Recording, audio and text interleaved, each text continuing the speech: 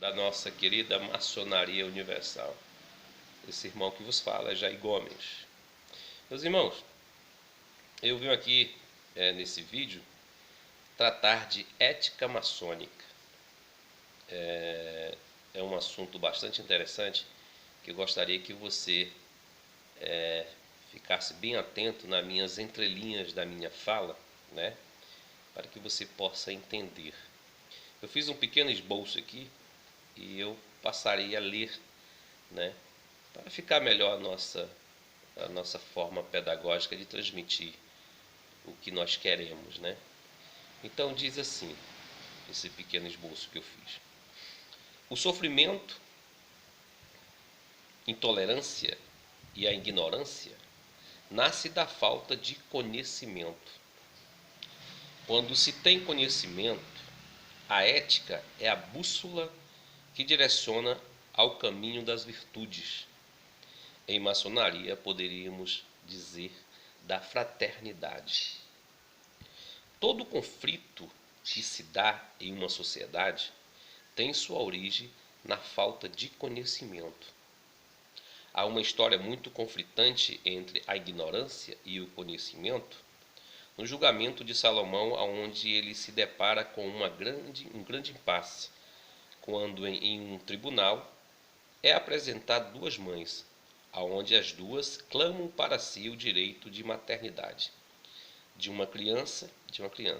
Salomão então usa de seu conhecimento para que a mãe verdadeira se manifeste. Todo esse enredo, toda essa história está em 1 Reis, capítulo 3, do versículo 16 ao 28, né? Fazer um pequeno resumo aqui para que você possa entender. Duas mães, né, que são prostitutas, elas vêm à presença de Salomão com a criança e as duas clamam para si o direito de maternidade, né? Salomão então usa do conhecimento da natureza humana e etc. e pede que a criança seja cortada ao meio. Naquele momento, a mãe, que não é mãe, diz que Salomão pode fazer aquilo, não tem problema nenhum. Contudo, a mãe verdadeira chega para Salomão e diz: não faça isso, que a criança fique viva e dê para a outra, né? Ou seja, a falsa. Isso demonstra que a mãe verdadeira se desprende do direito à maternidade, mas que prevaleça a vida da criança, né? Então Salomão usa desse subterfúgio do conhecimento e aí descobre quem é a verdadeira mãe.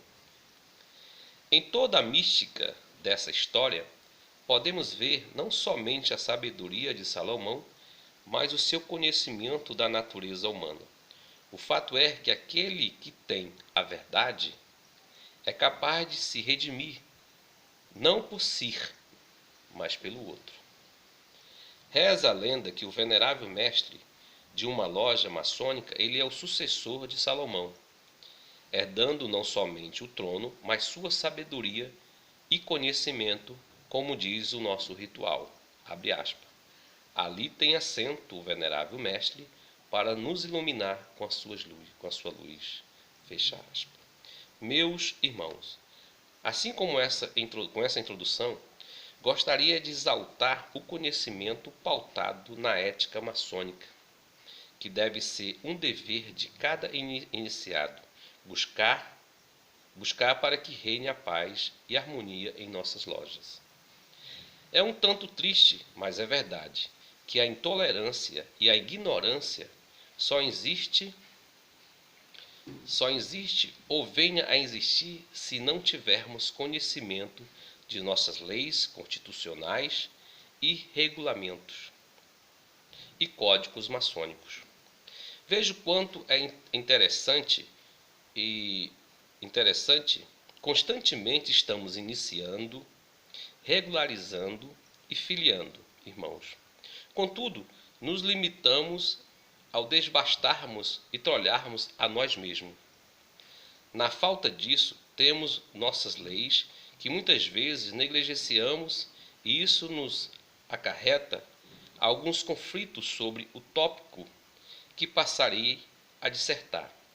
Veja o que reza o nosso RG e o seu artigo 54, inciso 17, da nossa querida Grande Loja do Estado do Ceará. Diz assim: recolhido as sindicâncias e decorrido o prazo de 60 dias, o venerável anuncia o escrutínio, ler o processo, abre a discussão sobre o pedido e previdencia para que seja colocado uma urna no altar e distribuída as esferas brancas e preta entre os maçons presentes. Em seguida, avisa que não podem votar os parentes até o 3º grau civil e os desafeiçoados do candidato, ou seja, aquele que tem alguma rixa contra o candidato. Consulta se algum irmão não deseja votar e depois manda circular a urna. Ou seja, todo mundo é livre, aquele que não deseja votar, né, não precisa, ele se manifesta e diz, não vou votar, né, por questão de ritualística, né. No artigo 58, que trata da filiação, faz menção ao artigo 54 e seus respectivos incisos.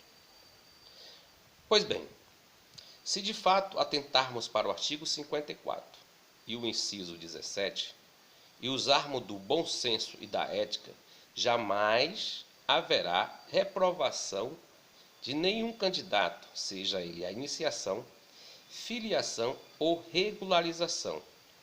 O resto que se segue é algo totalmente litúrgico, porque se tiver algum irmão que venha impedir que o candidato à iniciação, filiação e regularização foi impedido de manifestar o seu voto pelo venerável, segundo o artigo 54, inciso 17. Contudo, você deve estar se perguntando, abre aspas, ora, no momento da discussão sobre o ato, é só eu me manter em silêncio e no momento oportuno dou bola preta, fecha aspas. Bem, de fato você poderá fazer isso, mas mostra não somente para os demais irmãos que você está sendo desonesto consigo mesmo e com seus demais. Irmãos, poderemos até dizer que você está se enganando e enganando.